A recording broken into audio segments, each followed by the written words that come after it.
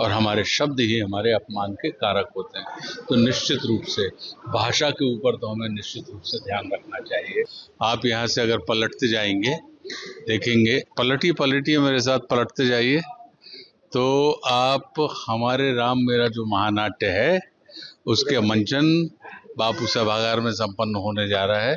तो मैं उसके परफॉर्मेंस के लिए आया हूँ। रही बात ये कि मर्यादा पुरुषोत्तम श्री राम के ऊपर जितना भी बनाया जाए, हजारों वर्षों से हजारों लोगों ने लिखा है और हजारों वर्षों से हजारों लोगों ने उसके ऊपर कुछ ना कुछ बनाया है, और प्रत्येक व्यक्ति ने बनाने के पश्चात एक ही बात लिखी है, लिखने के पश्चात एक ही बात लिखी है कि हरि अनंत हरि कथा अनंता।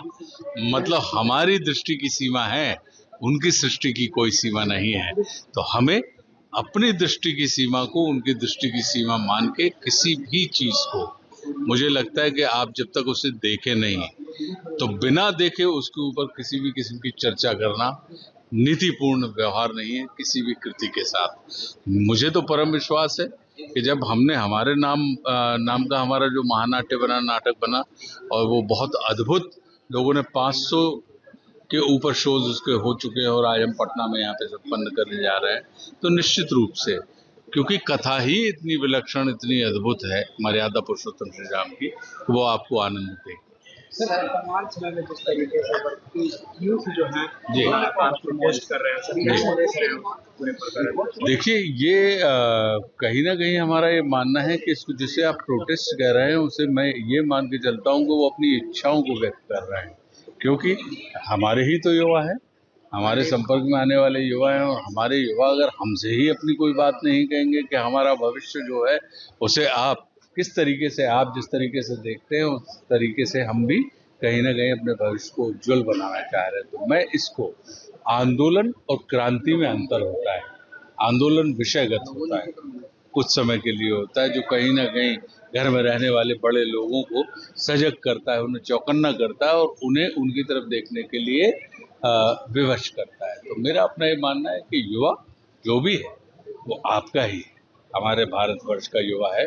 जितनी मोहब्बत हमको आपको है उतनी ही मोहब्बत आप अपने घर में, जितनी मोहब्बत अपने पिताजी से करते होंगे उतनी मोहब्बत आपके पिताजी माताजी आपसे नहीं करते क्या? बिल्कुल करते हैं। लेकिन क्या कभी किसी विचार व्यवस्था को लेकर आपके और माता पिताजी के बीच में मतभेद होते हैं कि नहीं होते हैं? तो क्या हम माता पिताजी आपको खारिज करने लगेंगे कि ये क्या बात कर रहे हो? तो मेरा अपना ये मानना है कि ये तो एक ऐसी चीज हमारे युवा है, तो हमारा हित उन्हीं के हाथ में। तो आने वाले समय में हमारा राष्ट्र रखा जाना है कंधे के ऊपर, क्योंकि आप जैसे ही देखते हैं कि जब भी कभी कोई पीढ़ी पुरानी होती है तो हमेशा हम ये चर्चा करने लगते हैं कि पीढ़ियों के बीच में वैचारिक मतभेद है। नहीं, वैचारिक मतभेद नहीं होता, ये पीढ़ियों की अपनी अपनी समझ होती है।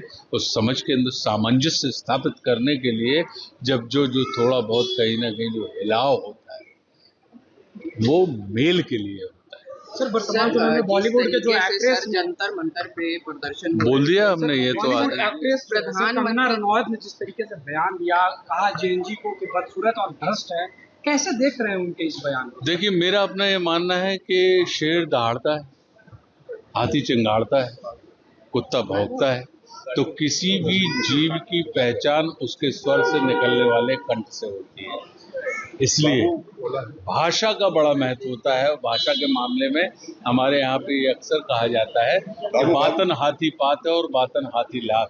आप बातों से ही हाथी की सवारी का आपको सम्मान मिलता है, और बातों के कारण ही, आपके द्वारा बोले गए शब्दों के कारण ही आपको उसके पैर के नीचे डाले जाने वाला दंड मिलता है। हमारे शब्द ही हमारे सम्मान के प्रतीक होते हैं और हमारे शब्द ही हमारे अपमान के कारक होते हैं।